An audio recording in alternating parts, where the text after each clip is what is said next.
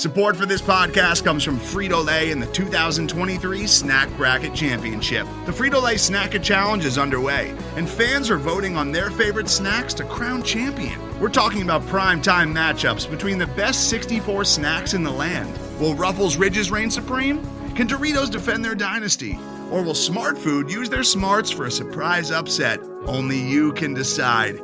Get in on all the action for a chance to win up to $1,000 or a year's worth of snacks. Let your snacks be heard. Just go to fritolaysnacket.sbnation.com to vote and enter for a chance to win. No purchase necessary. Sweepstakes ends April 3rd, 2023. Void where prohibited. Year's worth of snacks awarded in the form of 52 coupons, each good for one bag of chips. See official rules at fritolaysnacket.sbnation.com. This is the Black Gold Banneret Podcast.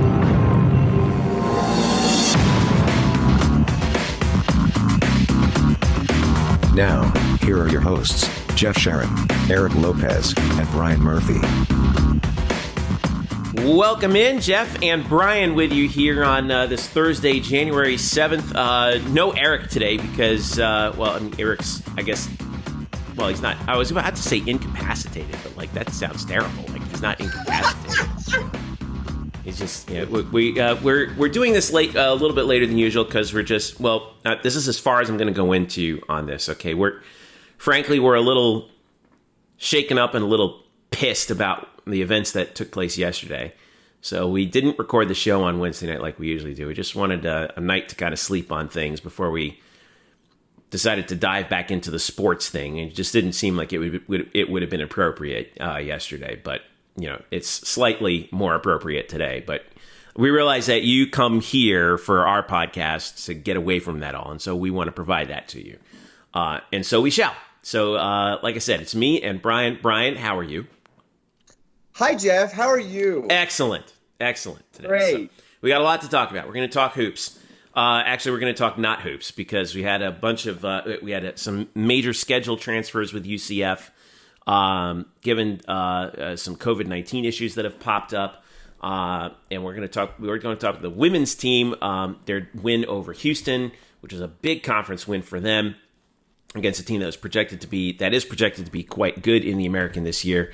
And then later on, we'll talk about Randy Shannon and the revelation from Matt Michelle that Shannon's contract does go through the 2021 season. UCF has a new running backs coach, and we'll also briefly riff on the Parker Boudreaux pro wrestling flirtation that's going on. So, that's going to be some exciting stuff. Believe me, because you know how interested I am in that. But let's start with basketball. So the latest on UCF's men's basketball schedule is this. So UCF's last game that they played, of course, was the 7-point loss to South Florida.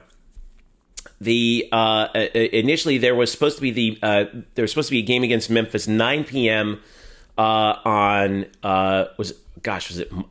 Monday, Tuesday? Sorry. Yeah, Tuesday. For some reason I thought it was Monday. It's so weird. Well, Monday 9 p.m., right?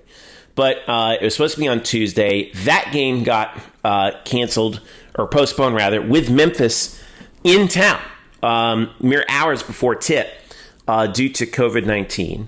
And then in addition to that, we just got word today that UCF's game at Tulsa, which was scheduled for this Saturday, January 9th, has also been postponed. So the next time we could see UCF men's basketball on the floor would be next Wednesday, January 13th, as they play in Philadelphia against Temple. So, Murph, you've been following things obviously pretty closely in terms of the details and whatnot.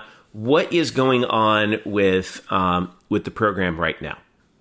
There has been at least one that we know of, obviously, because of what's been put out there. There is somebody within the UCF men's basketball program who has tested positive for COVID-19. So there have been positive tests, according to the release from the program. And because of those positive tests and contact tracing, the game against Memphis and this upcoming game against Tulsa have both been postponed. Now, the Memphis game has already been rescheduled. So what's going to happen here is actually UCF will not play Memphis in Orlando this season. Instead, they will play Memphis twice in the span of 3 days in Memphis in early February. So the makeup date for the postponed game will be February 1st in Memphis. and then they will play the regular scheduled game on February 3rd in Memphis. So, I mean, you've seen, I think, other conferences do this where you play opponents back-to-back to sort of lessen travel, but this is sort of being done now on the fly to sort of make up for what we've lost. UCF will play 2 games in Memphis in early February, and then we do not know if the Tulsa game will be made up, when it will be made up. Even going back to the Tulane game, Jeff, that was canceled or postponed 2 weeks ago. Mm-hmm. We asked Johnny Dawkins then, or was it only a week ago? My God, time is really flying by. I don't get it, man. Anyway, but we asked Johnny Dawkins after the USF loss if he had heard anything about that game against Tulane being rescheduled, and he said he didn't know at all. He'd leave that up to the league. So there are a couple of games, with Tulane and Tulsa that might be rescheduled later on. We don't know. I'm sure the league would like to do that, but you need to sort of fit these into some tight windows here. And then, Jeffrey, as you mentioned, UCF men's basketball's next game would come against Temple, but they're on a pause right now. They haven't played since December 30th. Their last 2 games have been postponed against Memphis and Tulane because of COVID-19. Yeah, they've had a number of COVID-19 problems going back a ways now, right? Right, and so this is, and now their next game is scheduled for Monday, January 11th, before they play UCF in Philadelphia on Wednesday, January 13th. But the way things are going there, I mean, it's just sort of, it's a little morose that the 2 teams who are next to meet up, or like UCF's next opponent on the schedule, is also a team that's beset by with COVID-19 cases. Like, it's just, but this is kind of what we had to expect, right? I feel like, UCF fans, I hope UCF fans did not get comfortable with how football season played out, because UCF football season was kind of a rare bird in how once they started playing, none of their games were postponed or canceled. They got to play a bowl game. They got to play 10 games. And so it seemed like everything was great on the outside. The basketball, people should understand, is a completely different animal. It's an indoor sport. You have much smaller rosters. Mm-hmm. And so for these breakouts to happen, it's certainly depressing and concerning, and you wish the best for the players and whoever's infected. But it's also not surprising at all. And this is something that players and coaches have had to sort of ready themselves for since the beginning of the year. And it's difficult. It's tough. UCF obviously had to deal with this, early in the year through no fault of their own when the Oklahoma game got postponed due to positive tests within the Oklahoma program. Then they had to push back the Houston game because Houston had positive tests. Well, now UCF's the one where the tests lie with them. And so we will see. We do not have any clue whether or not UCF will play its next game, now scheduled for Wednesday, January 13th at Temple. But we'll see. And we'll go from there. Hopefully we get to talk to someone, either Coach Dawkins, later this week or early next week. But I think that's fully contingent on whatever is plaguing the university, this program right now, being completely eradicated. By the way, if that Temple game for whatever reason also gets wiped, and like you said, we have no reason to suspect that it would, but who knows at this point, then UCF's next game would be January 17th. That's a Sunday against Houston, at Houston, which you're looking at a 15-day layoff at that point. I mean, that's... Yeah. Oof. Yeah. Well, I mean, again, this would be UCF's second, assuming that the Temple game doesn't go through, this would be UCF's second basically 2-week break during the season already, and we're only, a handful of games in. Remember, they had 2 weeks off because of the schedule changes back in December between the Michigan and the Florida State games. But I'm sure it's tough to juggle for Johnny Dawkins. I'm sure it's tough to get into a rhythm for the players, but that is all very secondary and kind of frivolous to the fact that we hope that everyone who is infected is okay and can come back and continue to play. Exactly. Yeah. I mean, basketball obviously being secondary at this point. The standings in the American have Houston and Tulsa at the top at 4-1 in the conference. A 3-way tie for third between SMU, Wichita, and Memphis at 2-1. USF is at 2-3, and then East Carolina, UCF, and Tulane tied at 1-2 in the league. As of right now, there are only 2 teams with sub 500 overall records, and they're Temple and Cincinnati. Who would have thought that, Cincinnati, huh? But as of right now, that's what we're looking at. You got Houston has played 10 games this season. Tulsa's played 10 games. Memphis has played 10 games. UCF has played 6. Temple's played 3. So that tells you kind of just how I don't want to say haphazard. That's not right, but just how cobbled together this season feels, and it's still the puzzle is still not put into place right now. So, I wish we could talk more about what's happening on the floor, but there's nothing happening on the floor to talk about really with regard to the men. So we're just gonna have to wait and see. Are we gonna hear from Coach Dawkins at some point soon, Brian? Do you think? We don't know. Usually they send out a release, letting us know that he'll be available like a day or two before the next game. And so, I was hoping for something today, and of course that didn't happen. I would hope that, if we do talk to Coach Dawkins, it probably wouldn't be any earlier than Monday. So we'll see if that happens. And if it doesn't, then I don't. It's Well, everything's day by day, right? I know it's 2021, and people want to celebrate the end of 2020. But people also, like I've said before on this podcast, like years are artificial constructs. They don't actually exist. Yeah. The virus doesn't care. The virus doesn't carry a calendar around with it. It's the Earth. The Earth and the sun don't exactly know when our year collapses in our Gregorian calendars. So again, it's just really another day. And it does seem like this is 2020 extended. So we're taking everything day by day, guys. And it's going to be this way for the entire season. Yep. It's they always say, when a player would be announced as day to day, like, aren't we all? We literally are all right now. So that's the latest on the men's side. On the women's side, they are still playing hoops, however. And UCF is coming off a big victory after 2 postponed games. Including one in conference against Memphis that was scheduled for home. The women's team did play on Sunday against Houston, and they got a big win by 9 points over the Cougars, 55-46.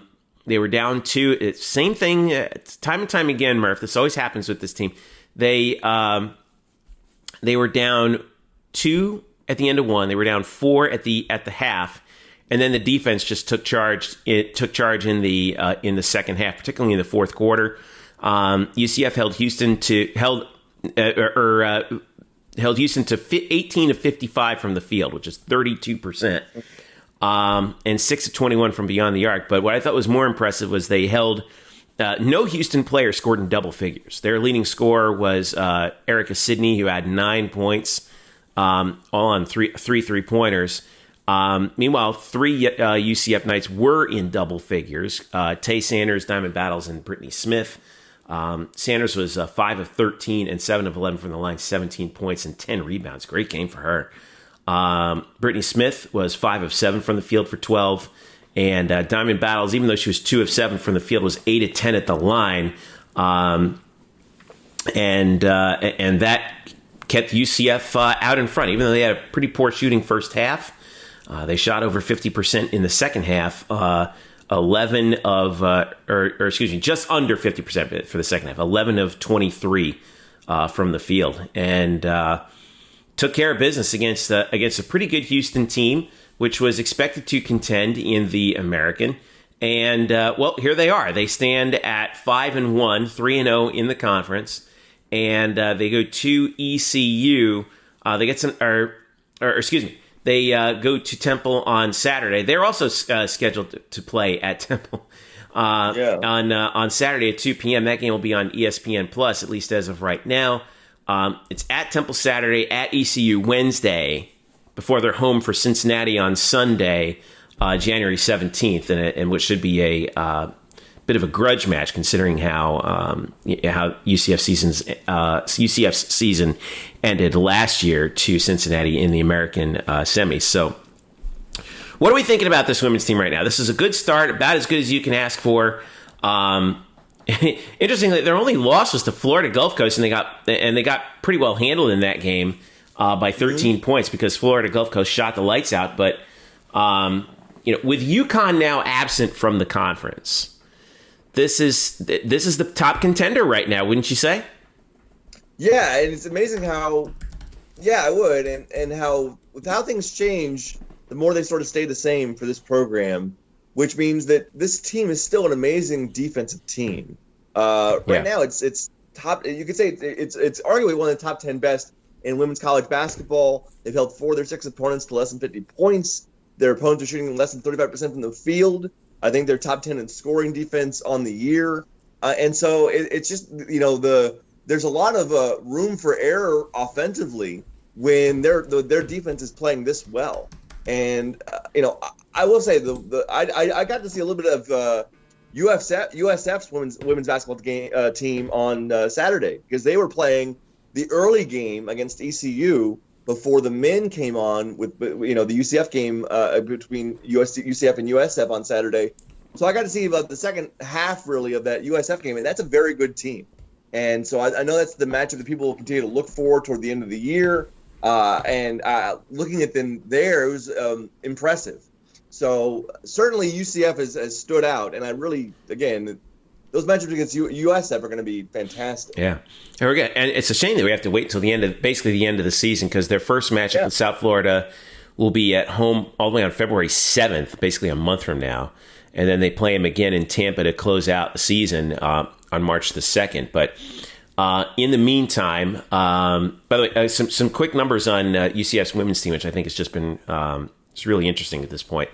They're 6th in the country in scoring defense, 50.3 points per game allowed.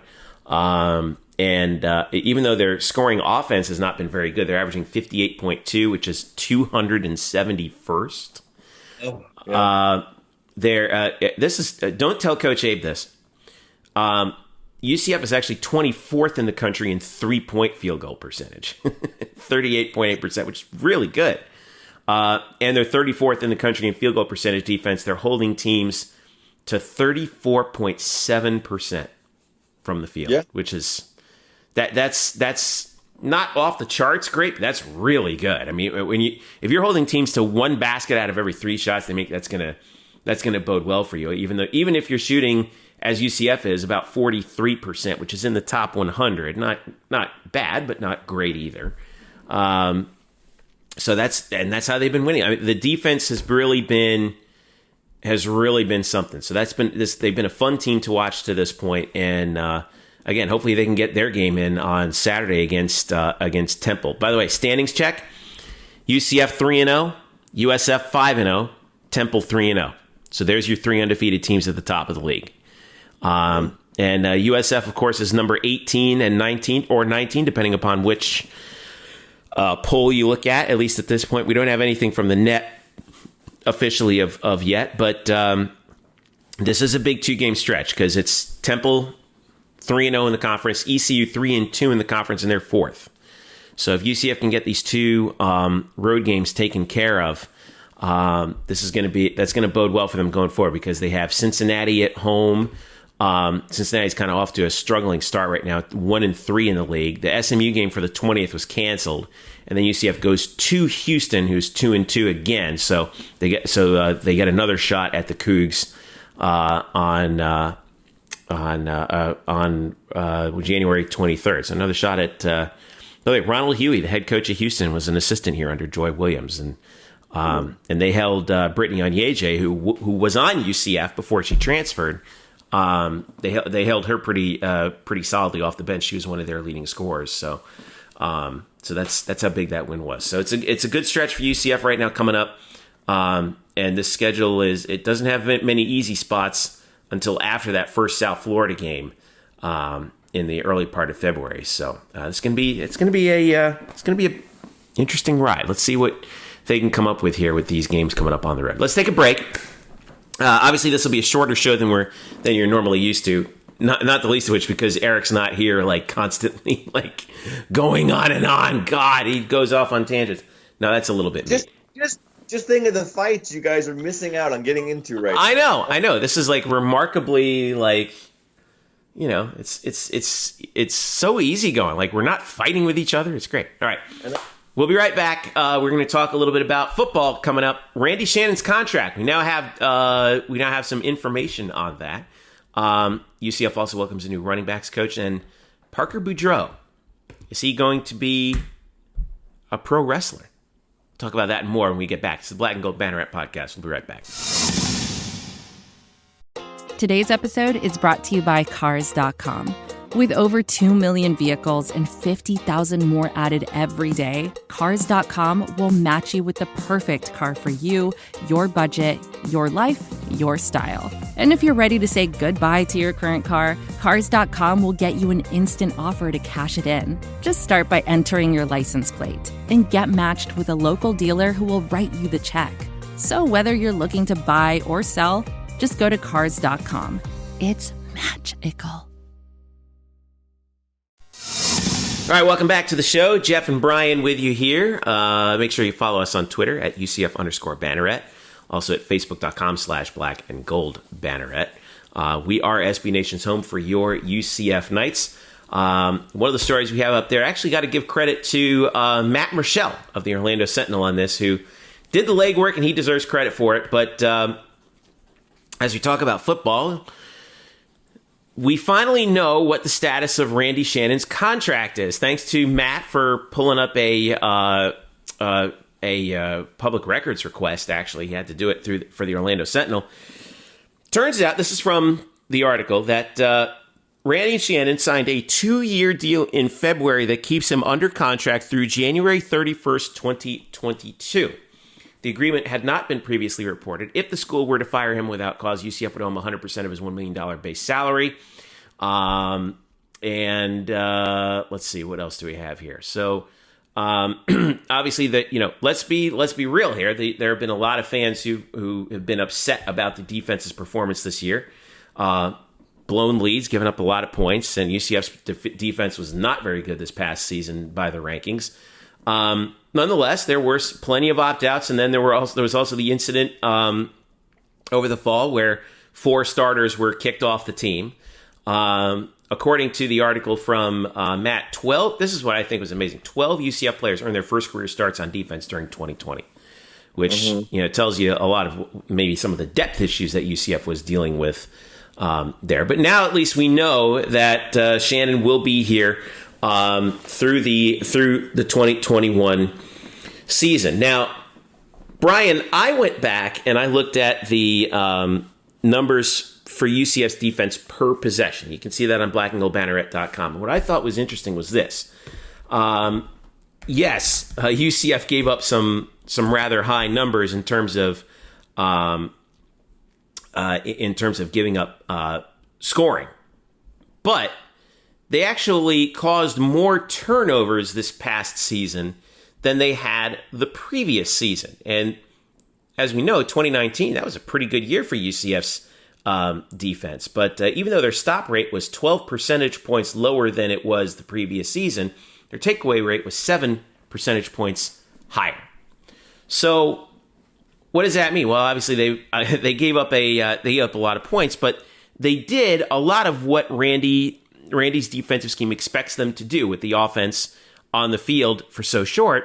Yeah, you're going to bend but don't break, but a lot of the times they were able to break their opponents with turnovers and 4th down stops. So as we look at 2021 now, Murph, and we know that Randy Shannon is going to be there, what is the objective right now? What at least bodes well for UCF, and what are the questions that they have to answer on defense?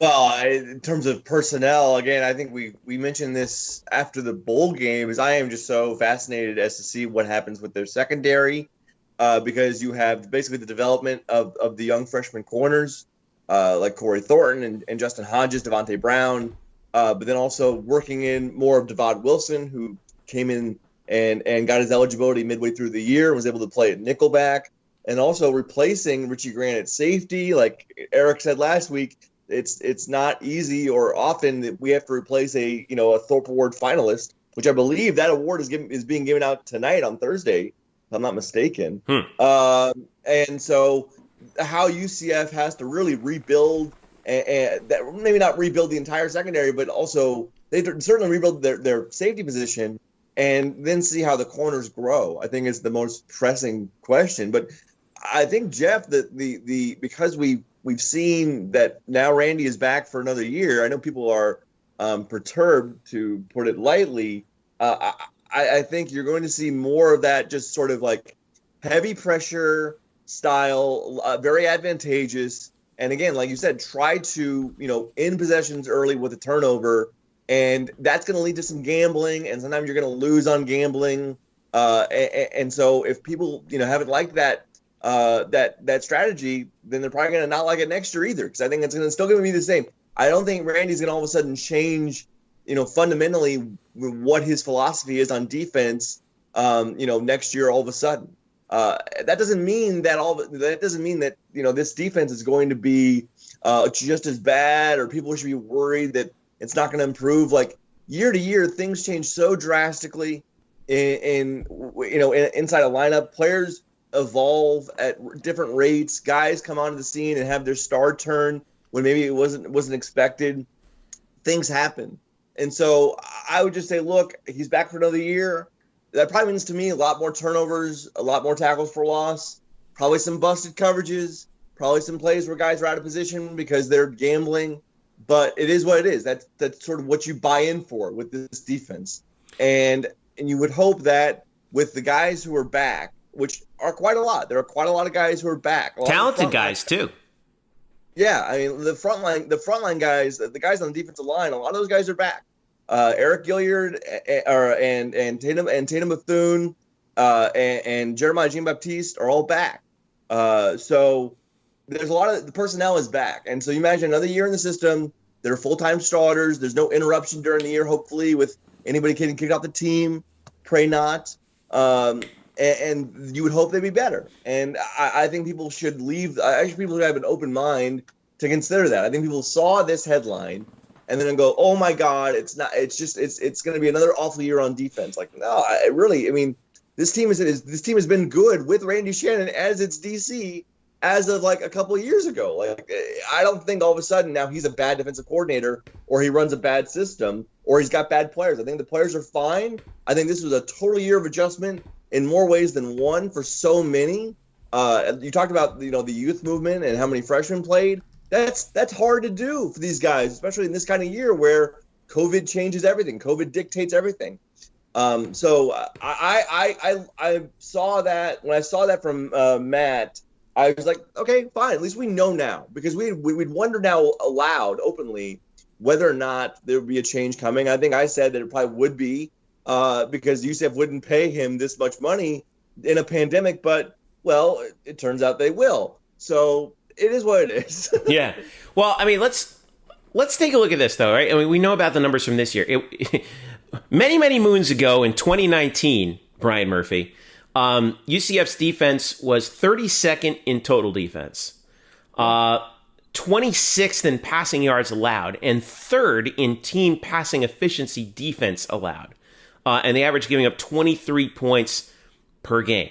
So it's not, and also they were 5th in the country in lowest third down percentage allowed. So it's not like this team suddenly, that there was this. It wasn't like there was a constant regression, right? Yeah. And I do believe I think what what you're saying is exactly right. I do think that given the experience that guys like Josh Seliscar and Tremont Morris-Brash and Justin Hodges, Devontae Brown, and Devad Wilson, who, by the way, I mean, talk about a guy getting thrown in the middle of the season. Wow, that poor guy. But I do believe that the UCF defense is bound for a rebound in 2021, assuming everything goes well. Now, the big question that I have is, well, what kind of a spring football season are we going to have?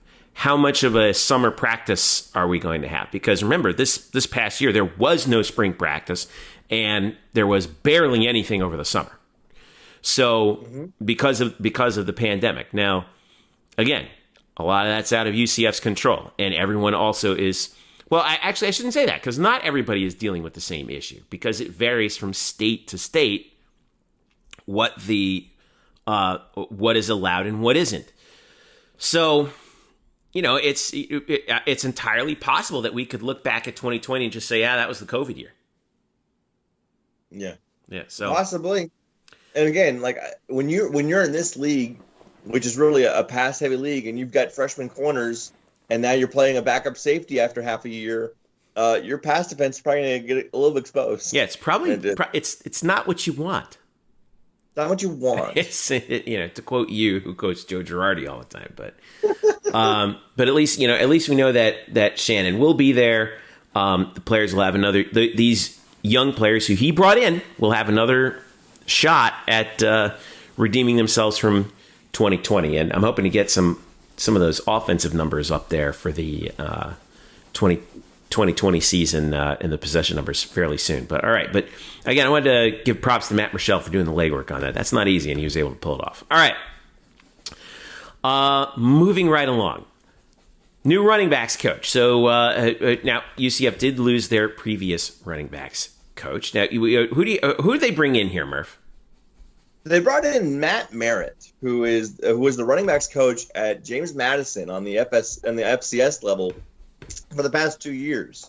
There's James Madison, by the way, usually pretty good year in and year out. Yes, and by the way, in 2019, which was James Madison's last season, obviously because the FCS didn't play this year, the Dukes ran for more than 3,000 yards. And Merritt sort of handled there was like a 4-back rotation in that backfield, and he had a couple of guys combined for more than 2,000 yards and I think 14 or 15 touchdowns. One of the players who was on his roster last year, or back in 2019, or really last year too, because I guess those guys didn't leave, but they didn't play either. But one guy who was on James Madison and was coached by Merritt was Jawan Hamilton, the Hammer, former UCF running back in 2016 and 17. So that is like the one UCF tie-in here. But now Matt Merritt will come to UCF, replacing Anthony Tucker, who left for Utah State. I assume immediately after the bowl game, because Anthony Tucker did coach the bowl game, was there, and then I assume as soon as the clock hit zero, like, okay, I'm going west. Yeah, he was on a plane to Logan right after that. So now Matt Merritt, really, it'll be interesting to see what he can sort of do with what is a really a pretty big overhaul at that position for UCF, considering that your lead running back, I think in name right now, has probably been Tavius Thompson. And then you really don't know what you've got in the likes of Demarius Good or Johnny Richardson because they really haven't played a ton. And then certainly R.J. Harvey, the transfer from Virginia, only got a few carries last year. He's converting from quarterback to running back. And then you have the local true freshman, Anthony Williams, another big back, kind of like out of the Tavius Thompson mold. So it is a very unproven crop of running backs that Merritt now has to coach. UCF is losing 75% of their rushing yards from running backs last year in Greg McCray and Otis Anderson. So this is a position to certainly keep an eye on throughout the entire year to sort of see how it all unfolds and if there are any fingerprints of Merritt's work here. We'll see. But certainly he did have a lot of success with the Dukes. And also, I think a little interestingly, although I think I don't want to make this too big of a deal, he was an assistant running backs coach at Ohio State about 6 or 7 or 8 years ago and did work with Ezekiel Elliott and Carlos Hyde. And I like those sort of things because it makes you feel like, well, he had a huge role in their development as like major NFL stars. Like, yeah, it's probably not true because he was only an assistant running backs coach, but it still sounds great. Well, he should take some credit for that at least. I'm sure there's something that he could pass along with that. But I do see your point on the running back production. Let's face it, you're losing 1,400 net yards of production out of your 2,100 or so net rushing yards from last season. Like you said, 2/3 of it. Obviously, Benno Thompson is the leading returning rusher. He had 382, but like we said, he did show some signs last year. By the way, you see who the second leading returning rusher is on UCF? It should be Demarius. Well, you're talking about non-running backs? It's Dylan Gabriel. It's with 169 net yards, 310 gain. Of course, he loses a bunch of that yardage on sacks, but still, that gives you an indication of where UCF has to really rebuild the running back stable. but the guys who were back there, I thought we would see more of them this past year. I thought we would see more Johnny Richardson. I thought we would see more R.J. Harvey. Demarius Good, we actually saw a lot of them on special teams in terms of returning kicks, but even though he didn't return that many, he was a returner. And Richardson did a little bit of that too, but there is talent. There's definitely talent there. It's just a question of how do they develop. And again, just like we were talking about with the defense, that spring practice, man, that's gonna play a big role. I'm very excited for Johnny Richardson. I mean, he just looks like, we're just bringing in another Adrian Killens. Yeah, we're trying to do here. Like, I want all of that. Like, give me some of that. I have no idea what to make of R.J. Harvey because, again, he came in pretty, right before the season, but he is converting back to basically, a different position. That's a tough transition. We'll see with Anthony Williams, the true freshman. I mean, it looks great because, he's this big bowling ball kind of guy that UCF doesn't have a lot of. Typically, it's not the kind of running backs that they star with in these past 2 years. But we'll see. And with Bentavious, he did show also in 2019 when when Greg McCrae had his ankle injury. Bentavious got expanded workload in 2019 and played well. Yeah, we haven't seen him be like an extended guy where UCF can really lean on him for half the season or more. That he's the number one guy. I would imagine that wouldn't be the case. I think UCF would like to get someone in there who is more of a game breaker, more electric, more of a big run guy. Bentavious is a guy you bring in the second half to wear teams down.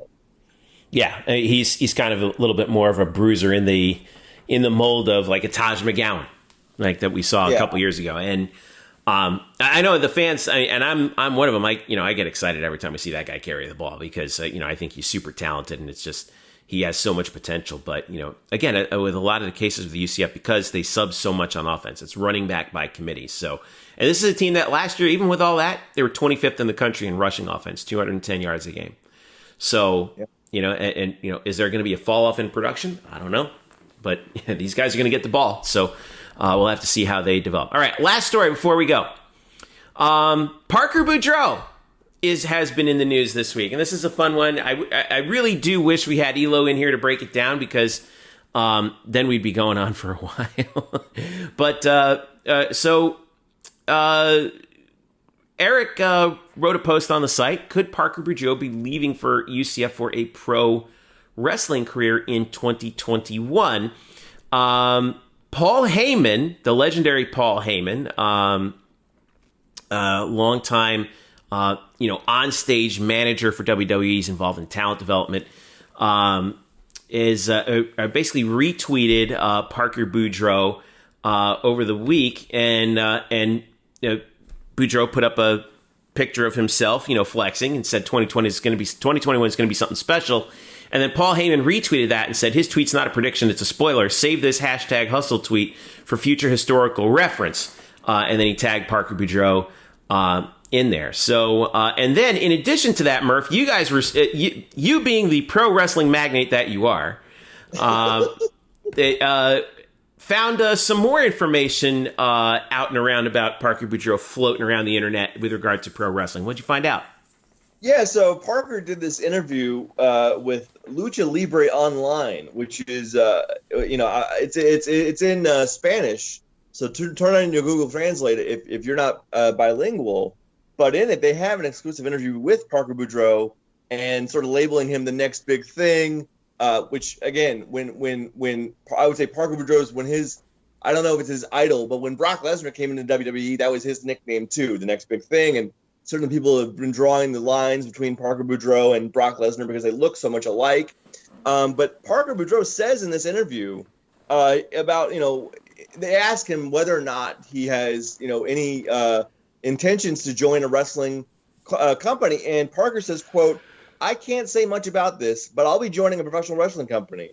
So one thing there, I think this is awesome. Two, we don't know when this will happen. There's no specification of he's gone. Like, as far as I know, Parker Boudreaux is still a member of the UCF football team. And so, yeah. As of the time we're recording this on January 7th, he's still listed on the roster. Right, and he's still a member of the team. So I wouldn't say all of a sudden that's it. His football career's done. He's going to wrestling. And because Paul Heyman quote tweet him, you would certainly get the sense that maybe if he had signed somewhere, it is WWE or their development company, because Paul Heyman has been a longtime writer, almost going on 2 decades now for WWE television. So we'll see.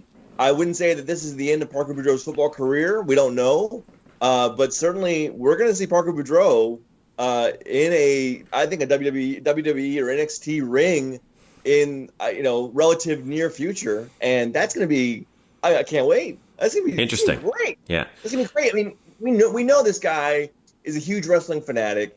It was the very very popular video before the 2019 season. Or was it the 2019 season where he comes out of the tunnel in the bounce house, but it's to Brock Lesnar's music. I mean, that is Parker Boudreaux. That is his essence.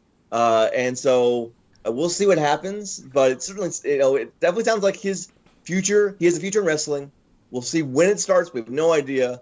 But I'm terribly excited for this. Boudreaux is listed at 6'4", 301", and he's a local kid too. Like he's from Winter Garden originally. He went to Bishop Moore High School before he went to Notre Dame and then transferred back to UCF. But officially, he's listed as a redshirt junior. Now, he was a redshirt junior in 2019 when he actually started all 13 games at right guard. Now, in 2020, he was active. Was it for 1 game, and then he didn't play? Is that right? Right. So he suffered a concussion early on in the year, I believe in preseason maybe, that kept him out, and then he was active for the Memphis game.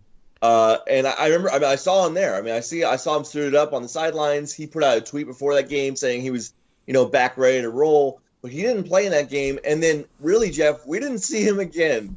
And, Josh Heupel is not one to give out information. We never found out, to the letter, why exactly what happened to Parker Boudreaux.